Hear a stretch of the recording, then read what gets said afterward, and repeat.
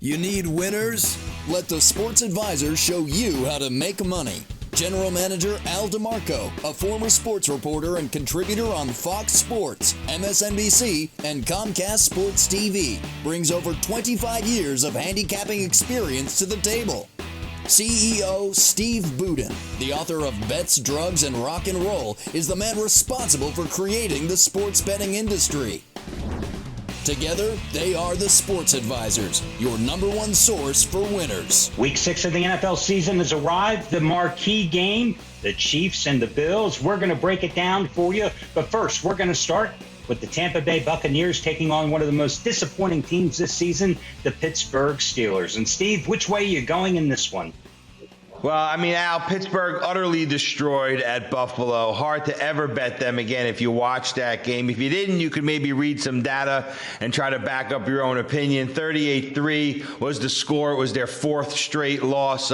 Rookie Kenny Pickett, I guess not bad. 34, 52 passes, 327 yards. But he still hasn't thrown a touchdown pass in the NFL. Can't win games in the NFL if you don't score touchdowns. And what's even worse, Al, is the injuries for Pittsburgh. The offensive line is affected. The receivers are affected. The defense is affected. It's a disaster. The Bucs offense, they really could wake up at any minute. We expect them to, but their defense is tough right now. 19 sacks already this season. They're only allowing 17 points per game, so not so much for Brady to overcome. Don't forget, the Bucs built a 21-0 lead before they almost blew it against Atlanta. Steelers are in a tough spot here. I got to go with the Brady bunch. I'm going to lay the wood. The problem with both teams here is each of their quarterbacks, Pickett for the Steelers, Brady, of course, for the Bucs, both of them threw the ball over 50 times last week. And that is not a recipe for success in the modern day NFL. The Bucs did snap their two-game losing streak with that 21-15 win against Atlanta. But once again, the Bucs defense had that breakdown. You jump out to that 21-0 lead, and you're playing at home, and you let the Falcons come back. And if not for a bad call by the referee in that one for roughing the passer call on Brady, the Falcons could have retained possession late in that contest and made one perhaps late charge. I have to go with Tampa, though, as well here because, listen, the Steelers have shown us absolutely nothing. Mike Tomlin, overrated as a coach. The Steelers don't have a lot of talent.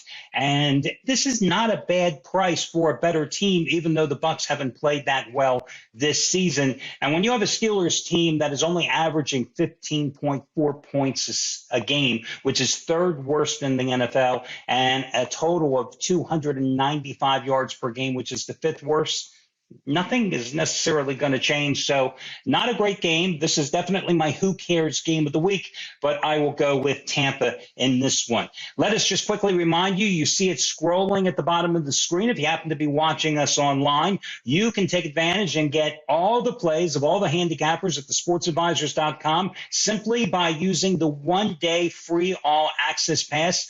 And Steve, unlike a lot of things in this sports handicapping industry over the past 30 years that we've been involved with it, free does mean free, absolutely free in this case.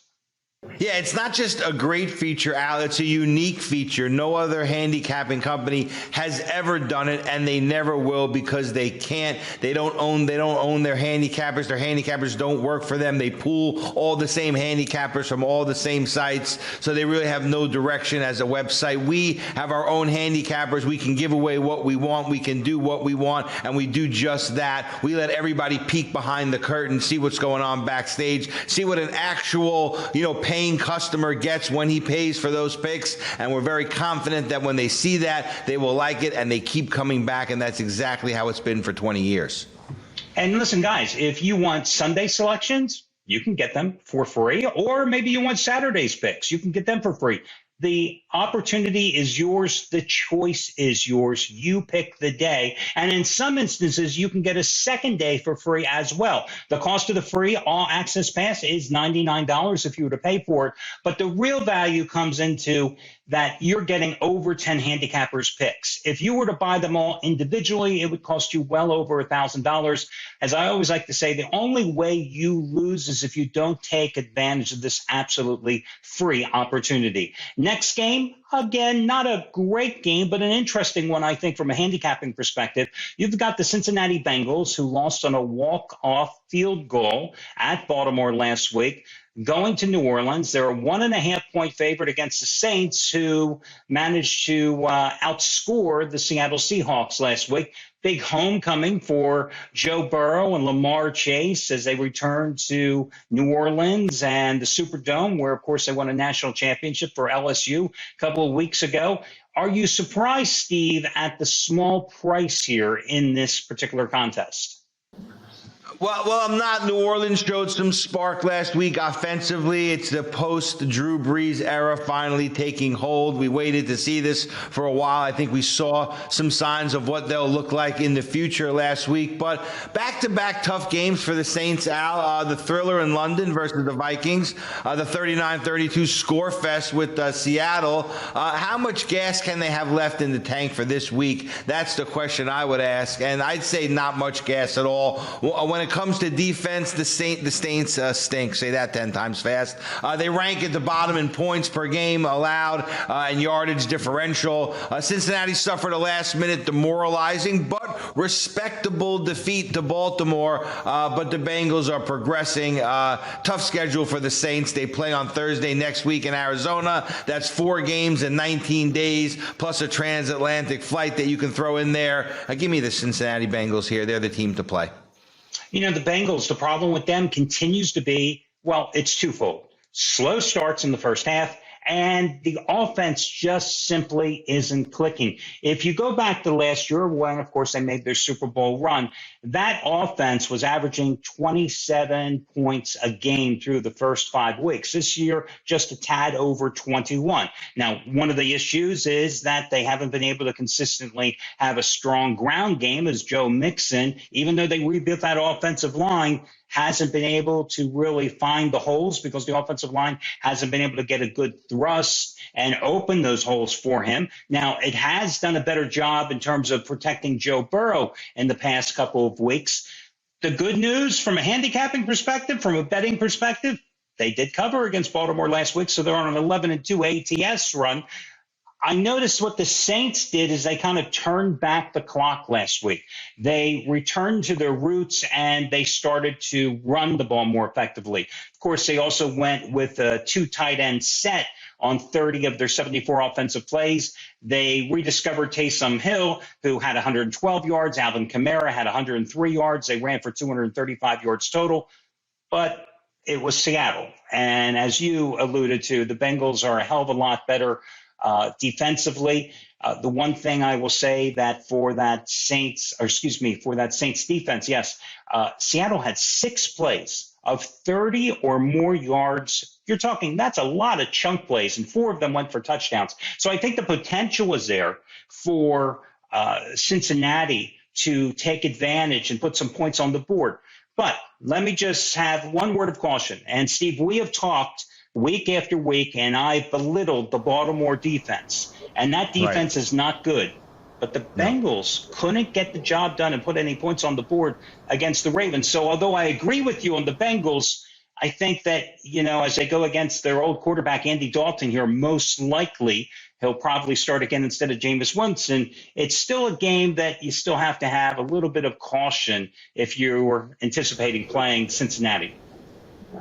No, I agree. And I think as you look at the big picture for Cincinnati past this game, if they don't find a way to score, they're going to have problems and they're not going to be there, you know, deep into the playoffs. Yeah, they're definitely having that post-Super Bowl hangover, which they aren't the first team to experience it. Hey, before we get to our next game, for those of you that are new to watching us here or listening to us via the podcast, let me just paint the picture of who we are.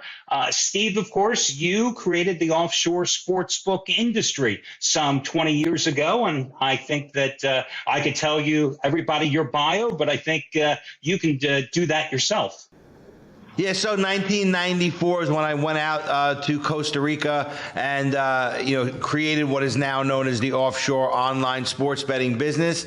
4 years later, came back to the U.S., figured things out, met up with Al, and we together created Al's vision, which was going online with sports handicappers and changing that whole industry, making it transparent. So both of us kind of in this industry have been trendsetters and creating all the new things that everybody enjoys now as normal. When we did it, we were the first to do it, and we're still 20 years later doing it today. My background, guys, listen, I was a sports journalist for over 10 years, managing editor of National Sports Wire Service.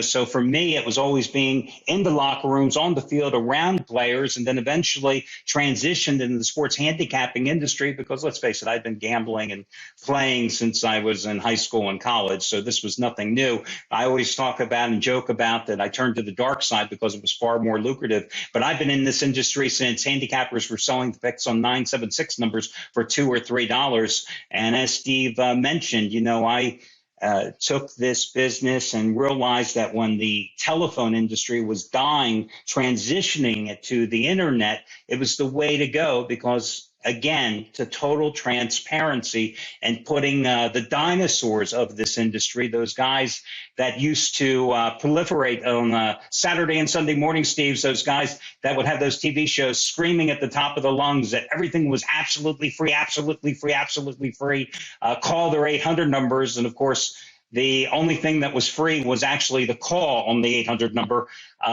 We changed the entire industry by bringing it online. So that's our backgrounds as we move on to the next game. This is kind of an interesting contest. I don't think anybody 6 weeks ago would have projected that the New York Giants would be 4-1, but what an amazing turnaround and what a comeback by Big Blue in London last week against the Green Bay Packers. But, if you've been watching the show religiously, I've told you all year long that Aaron Rodgers and the Packers would suck this year, and they proved it again last week. And I think that win was a testament to that. I think really that it was Aaron Rodgers and the Packers losing that game as much as it was the Giants winning that game. We got a great game this week, Baltimore and the Giants. Look, both of these teams improved last week. I think the Giants, in my gut, are going to have this back-to-earth moment this week. I think Baltimore has too many guns on offense for this Giant team. The Giants are having an amazing season thus far. There's no way to say no ifs, ands, or buts about it. But can we lay, why wouldn't we lay under a touchdown with the Ravens? They're a far superior team. I looked at this game. I thought it should be 7 or 7.5. I'm going to lay the points here with Baltimore. One of my favorite phrases, reality versus perception. People see what the Giants did and they see that 4-1 record, but props to them for winning last week in London. But let's remember they were down 20-10 and they looked like they were dead before the Packers, as you said, and I agree, let them win that game. And because Baltimore struggled against a far better opponent at home in Cincinnati, that's why I anticipate or I look at this number and I say that we're getting line value with Baltimore. Now, granted, 5 is like being out on an island. You have to really win by a touchdown. But I'm okay with that because Lamar Jackson didn't play a great game last week. They had to constantly settle for field goals, but they got the job done, and they won the game. And I think Jackson is due for a breakout performance. The Giants' pass rush isn't anything to write home about, and I'm looking for Baltimore to deliver. Listen, the Ravens have struggled at home where they're 1-2 straight up and 0-3 against the spread, but on the road, they're a perfect 2 for 2, both straight up and against the spread. So I'll go for Baltimore and back them as well. Now, this is the game that is no ifs, ands, or buts. Forget about the Cowboys and Eagles, and we're going to talk about that game as the last one here. But Buffalo and Kansas City, this is the game everybody is going to be watching. I often say the marquee games are the toughest ones to win because there is no line value. I always, like to concentrate the most where the odds makers concentrate the least. But I love this game. I'll give you my opinion after I get yours. Yeah, Al, KC, a home dog, no respect. They're 26-5 straight up at Arrowhead. I mean, this is an insult, but the Bills are that good. They truly are. KC's kind of schizophrenic at best. You never know which one is going to show up and when they're going to show up, if they're going to play a full game or just do enough at the end of a game to win. Hard to figure out a side in this one, but these two offenses could go over the total by halftime. I mean, it's conceivable if they really tried. I got to go over here. Sometimes, Al, you just can't talk yourself out of the obvious. Gamblers do this all the time. They see a game, it screams one way, and they start thinking, is this a trap? You know, it can't always be a trap. Sometimes you just got to go with your gut. My gut's telling me over. That's the way I'm going to play this game. Well, considering I lost with the Chiefs at Indianapolis, considering I lost with the Chiefs on Monday night against the Raiders, and I have to be honest with you, I never go against my first instinct. But after I went with the Chiefs on Monday night, a few hours later, I thought to myself, damn, the over was just too easy. And of course, you saw the game went over by 6 or 7 points. I agree with you. Kansas City's on a 10-3 overrun, and its defense is allowing 25 points a game. And Buffalo can certainly put points on the board. And considering that Buffalo has been handcuffed because of injuries in their secondary, especially at the safety position, with Micah Hyde still on the injured list and Jordan Poyer has missed the past 3 games, well, that's a huge opening, and I think plenty of points will be put on the board. And this number is 54. I thought this number would be at least 58, maybe closer to 60. What do they think? These teams are going to suddenly play defense and we're going to have like a 24-21 game? That ain't happening. So I'm with you on the over, but I also like the Bills because this is the game that the Bills have had circled since that 13-second collapse last year in the playoffs, the second straight postseason where they have failed against Kansas City. Yes, they won last year in the regular season meeting, but that was only because the Chiefs had the 4 turnovers. This is the game that they are looking. And again, as I said, this is the payback game. They lost 42-36 in overtime last year in the divisional round. The Chiefs they just don't impress me defensively. I know on paper they at times play very well, but the way the Bills came back a couple of weeks ago at Baltimore from the 20-3 early deficit, the way the Bills were able to rest basically in the bye game they had last week against Pittsburgh, because when you win 38-3, it's not like you have to exert a hell of a lot of effort. And the fact that Kansas City had to play on Monday night, yes, they're at home again. It's still a short week, and we saw how flawed that defense was for Kansas City against a Raiders team. But let's be honest, there's a reason the Raiders are 1-4 on the season. They're not that good. So I'll lay the 2.5, and I'm not worried about, Patrick Mahomes as an underdog and the Chiefs as a home dog, blah, blah, blah. People get so hamstrung by numbers sometimes that they forget that the eye test is often so much more important than ATS trends and numbers, and they get manipulated into having their perception warped. So I'm with you on the over, love that play, but I'll take the Bills as well. And that, of course, brings us to the last game on the board, and wow, what a game. The only undefeated team left in the NFL, Philadelphia Eagles, and you liked Arizona last week. Props to you. I was not a big fan of the Eagles last week, and I've loved them all season long. Arizona got the cover against Dallas, 4-1, 4 straight wins with Cooper Rush at the helm. Dak Prescott still probably another week away from returning. That'll be interesting. Which way do you go here? Philadelphia is anywhere, as we record this show on Wednesday morning, the Eagles are anywhere from 4.5 to 5, depending on which book you look at, for the Sunday Nighter. I mean, this is a great game, Al. Great game to watch. Tough game to bet. Philly's had a great start to the season. They're certainly back. But this Dallas team is something else, too. Cooper Rush, like you said, he's 4-0 as a starter. He's 5-0 if you count last year. They beat the defending AFC champion Cincinnati Bengals. They beat the defending Super Bowl champion Los Angeles Rams and the New York Giants, who just knocked off Green Bay. But can they beat Philly? I think they absolutely can. Getting 4.5 points, no question. I'm going to go with the boys in this one. Give me this Dallas dog on the road plus the points. I think they get the money. Tough game to handicap, tough game to even analyze, because I'm not surprised. And listen, I grew up in the Philadelphia area, long time Eagles fan, still am.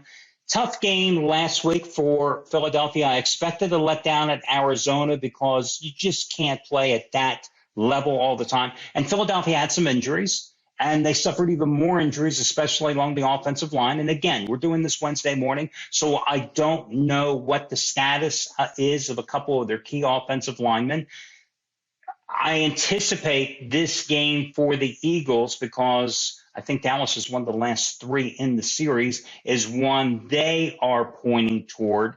And with that Philadelphia crowd at a fever pitch, I think that certainly is even more energy for Philadelphia.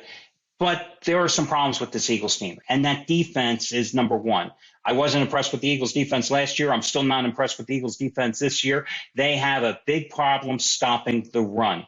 Tony Pollard and Ezekiel Elliott last week against the Rams, 164 yards rushing. They both had strong starts to the season. The Eagles' run defense is allowing 5 yards a carry. That's 25th in the league. On first down, opponents are averaging 4.8 yards per carry. On second down, opponents are averaging 4.9 yards per carry. That's the 8th and the 9th most, respectively, in the league. And that's why teams are converting 45% of their third down conversions against this Philadelphia defense. Well, you don't have to be Roger Staubach. You can afford to be Cooper Rush and have success against Jonathan Gammon's defense, the Eagles defensive coordinator, when you run that successfully.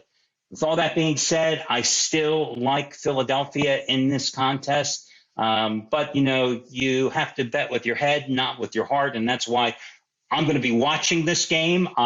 This is one of those marquee games I talked about earlier, where not a game that I would ever put my own money on, even if you paid me to do so. I'm just going to be sitting there getting the Cheetos out, probably a few other things, and just, watching this game as a fan and hoping the Eagles stay undefeated. But I'm with you, Steve. I think this could come right around that 3 or 4 point number. And again, guys, my advice to you is, if this number is sitting at 4.5, absolutely buy down that half point. It would be lunacy if you didn't do it. So, that's it. Not a stunningly great card this week, but certainly some very big marquee games. And we gave you our opinions and hope you make money. And again, you can get my best bet. You can get Steve's crew best bet from his various sources and all the plays from all the handicappers at sportsadvisors.com using the 1-day free all access pass. And Steve, I'll let you take it from there. Nothing better than it on the internet. What do you have to lose? It doesn't cost you a dime. If you're sitting week 5 and you haven't taken advantage of it yet, what are you thinking? It's time. It's time to get all the plays from all the handicappers for absolutely nothing. Pull the curtain back, see what's going on, get some information, and find out how real gamblers bet games, not where they just worry about themselves and how to come up with the winners on their own, where they take the advice of all the best professionals that we've gathered together under one roof, and they go ahead and they mine themselves a winner, and that's how it's done. Come check it out. It's the All Access Pass. It's absolutely free. And 2 quick reminders. Make sure you subscribe to the channel if you're watching on YouTube, so you can always be alerted when we have our next episode available. And catch the college football pregame show I do with Rick Torino as well.